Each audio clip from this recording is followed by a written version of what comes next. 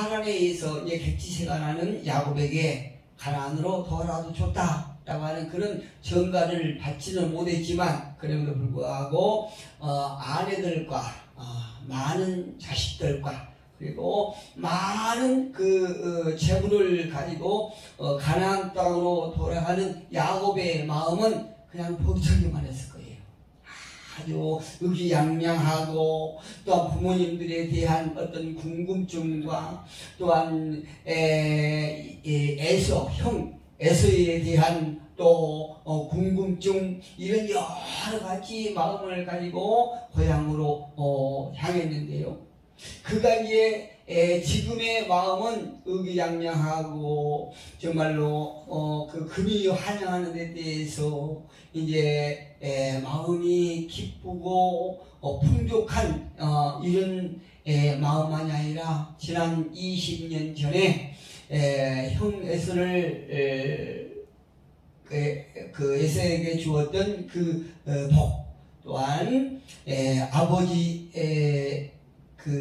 이삭을 속이고 이렇게 복을 쟁취해서 형의 눈이 두려워서 하란으로 향하던 그 생면부지, 한 번도 가보지 못했던 하란 땅을 향해서 갈 때의 그 애로움과 고독과 두려웠던 그때를 회상하면서 하란으로 갔는데, 이제 하란에서는 또 삼촌 라반을 만나서 이 사기꾼인 야곱이 자기보다 더 한 수 높은 삼촌에게 여러 번 이렇게 당했던, 그래서 14년이라고 하는 긴 세월을 무노임을 받지 못하고 이렇게 고생했던 그때를 돌이키면서 지금 야곱이 가지고 있는 여러 가지 소유, 이런 것들을 생각할 때 야곱의 인생은 완전히 20년 전과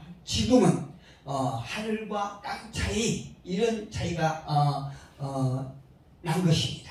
그래서 야곱의 발걸음은 가볍고 또한 기쁘고 기대에 찬 그런 마음이 아니었을까 저희는 생각해 봅니다. 그런데요, 성경은 말하기를 우리가 생각했던 것과는 다른 그런 야곱의 마음을 전하고 있습니다. 32장 6절을 보니까 성경은 이렇게 기록하고 있습니다. 사자들이 야곱에게 돌아와 이르되 우리가 주인의 형 에서에게 이른즉 그가 400명을 거느리고 주인을 만나려고 오더이다, 이렇게 기록하고 있습니다. 이 말은 다름 아닌 20년 전에 야곱이 성 에서의 그 형 아버지 이삭을 속이고 형의 복을 쟁취해 갖고 이제 형을 피해서 도망갔던 그때 그 형이 야곱을 향하여 400명이라고 하는 어마어마한 그 용사들을 데리고 야곱을 향해서 지금 오고 있다, 이런 소식을 전한 것입니다.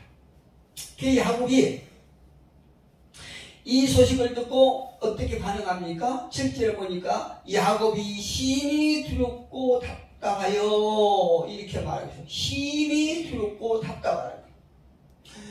서두에 말씀드렸던 야곱의 어떤 기대에 찬, 기쁨에 찬, 궁금하고 좋기만 한 그런 마음이 아니라, 형 에서가 살기가 등등해서 400명을 거느리고 동생 야곱을 향해서 오고 있다는 그 소식을 듣고 아주 기절촉풍을 한 거예요.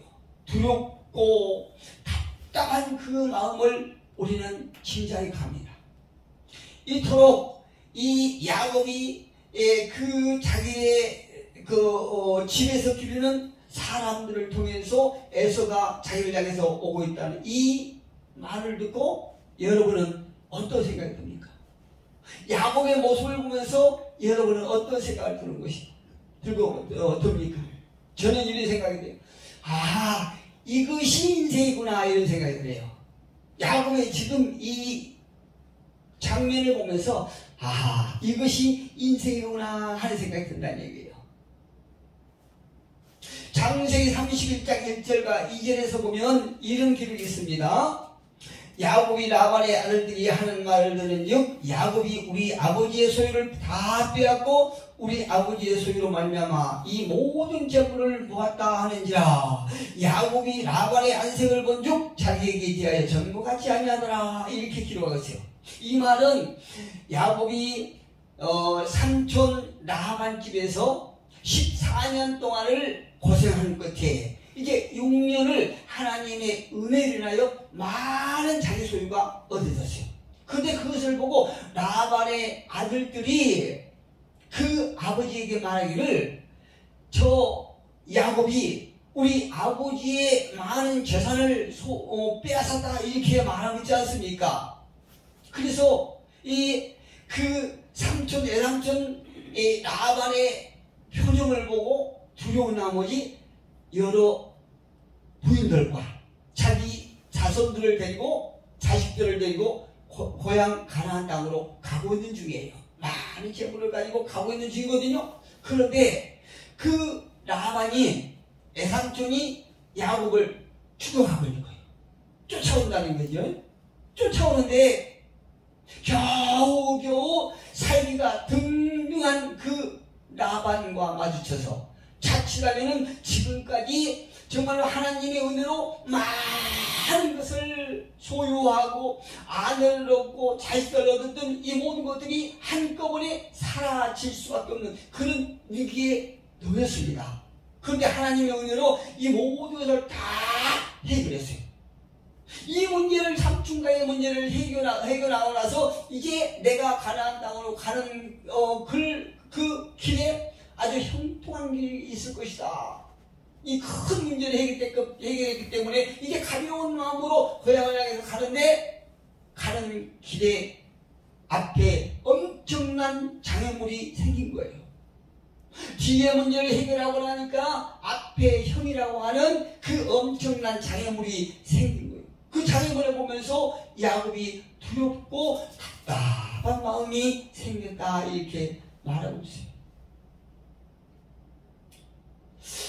이걸 볼 때에 우리 인생이란 이렇게 문제를 겪을 수밖에 없는 것이 인생인가? 라고 하는 문제를 우리가 제시할 수밖에 없습니다. 그런데 그 답은 다름 아닌 그렇다는 것입니다. 우리 인생은 문제 앞에 문제가 있고 문제를 해결하면 또 다른 문제가 있고 문제를 만나서 문제를 해결하고 또 그 문제를 넘어서 문제를 만나고 또 문제를 해결하고 이렇게 살아가는 것이 우리의 인생이다 라고 하는 것입니다.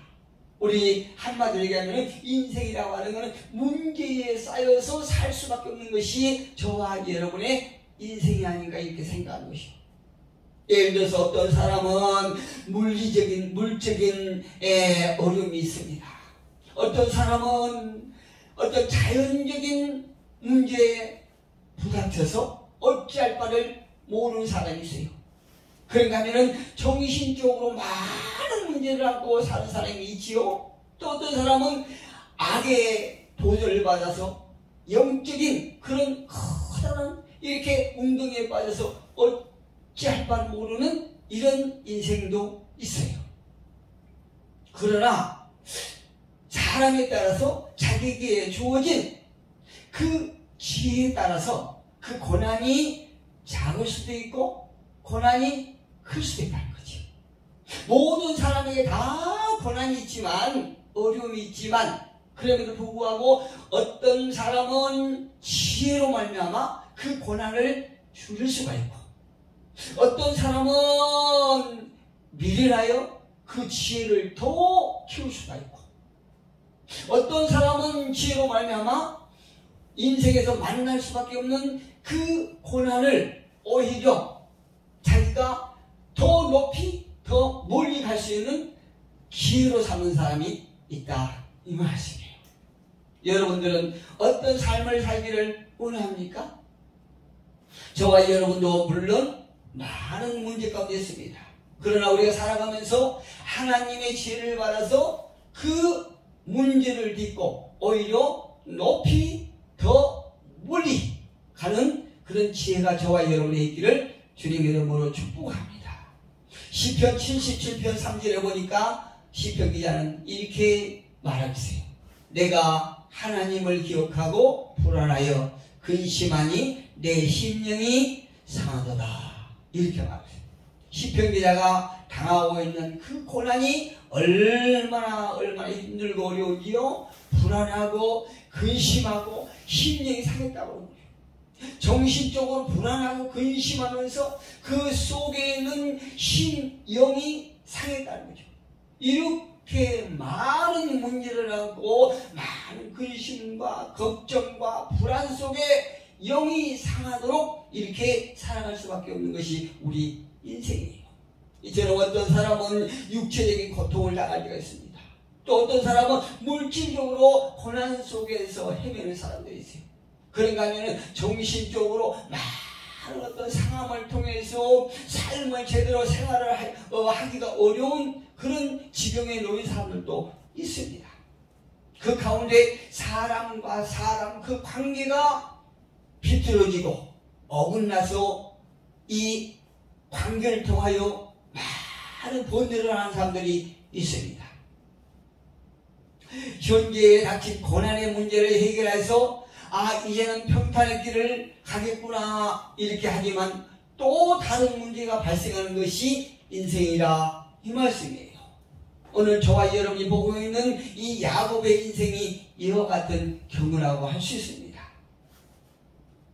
삼촌 라반과의 문제를 해결하고 난 뒤에 이제는 아무 문제 없이 고향에 가겠구나 했는데 형 에서가 400명의 군사를 이끌고 야곱을 치러 온다고 하니 얼마나 청천벽력과 같은 그런 상황이 벌어지겠습니까? 자, 그런데 오늘 본문 함께 봅니다. 어떤 일이 일어나고 있는가? 한번 1절, 2절 같이 한번 보겠습니다. 시작. 야곱이 길을 가는데 하나님의 사자들이 그를 만난지라. 야곱이 그들을 볼 때에 이르기를 이는 하나님의 군대라 하고 그 땅 이름을 마하나임이라 하였더라. 할렐루야. 야곱이 이렇게 번뇌할 수밖에 없는 상황 속에 야곱의 눈에 보인 것이 어떤 것이 보입니까? 마하나임의 하나님이 보인다는 거예요. 마하나임의 하나님이라고 그런 것은 하나님의 두 군대라는 거예요. 하나님의 두 군대. 하나님의 두 군대. 야곱이 이렇게 어려운 상황 속에 놓여 있을 때에 야곱의 영적인 눈을 확 띄어서 하나님께서 보여주신 그 장면은 한쪽으로 쫙 나여 있는 군대가 있는데 또 앞에 다른 또 군대가 쫙 두 하나님의 군대가 야곱 앞에 쫙 줄을 서고 있다는 것이죠. 한 군대는 뒤에 있는 문제를 강화시키고 또 한 군대는 앞에 야곱 앞에 있는 문제를 제거하는 그 하나님의 두 군대가 야곱 앞에 딱 나열해 있다는 것을 봅니다. 그 장면을 보면서 야곱이 이곳이 하나님의 군대구나 이렇게 고백하고 있지 않습니까? 하나님을 찬양하고 있지 않습니까?